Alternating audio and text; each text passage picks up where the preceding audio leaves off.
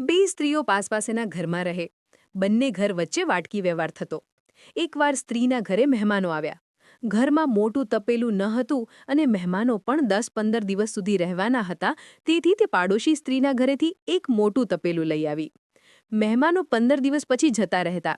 પેલી સ્ત્રી તપેલું પાછું આપવા ગઈ. સાથે એક નાની તપેલી પણ લઈ ગઈ. પેલી સ્ત્રીએ પોતાનું મોટું તપેલું લઈ લીધું, પણ નાની તપેલી લીધી નહીં અને કહ્યું કે આ તપેલી મારી નથી.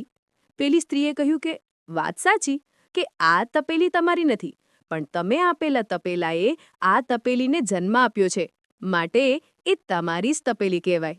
પેલી સ્ત્રીને નવાઈ લાગી. તપેલું તપેલીને જન્મ કેમ ન આપે? પણ મફતમાં મળતી તપેલી લઈ લીધી અને ખુશ થઈ ગઈ. થોડા સમય પછી ફરીથી મહેમાનો આવતા પેલી સ્ત્રી તપેલું લેવા ગઈ. તપેલું લઈને પણ આવી. મહેમાનોના ગયેથી અઠવાડિયું પણ થઈ ગયું, પણ તપેલું પાછું આપવા પેલી સ્ત્રી ગઈ નહીં. એટલે પેલી પાડોશી સ્ત્રીએ તપેલું માંગ્યું તો પેલી સ્ત્રીએ કહ્યું, અરે, તમારું તપેલું તો મરી ગયું. પાડોશી સ્ત્રી કહે, તપેલું મરતું હશે? એટલે પેલી સ્ત્રીએ જવાબ આપ્યો કે જે તપેલું તપેલીને જન્મ આપી શકતું હોય તો તે કેમ મરી ન શકે? પાડોશી સ્ત્રી કંઈ જ બોલ્યા વગર નાની તપેલીના બદલામાં મોટું તપેલું ગુમાવી ચૂપચાપ જતી રહી.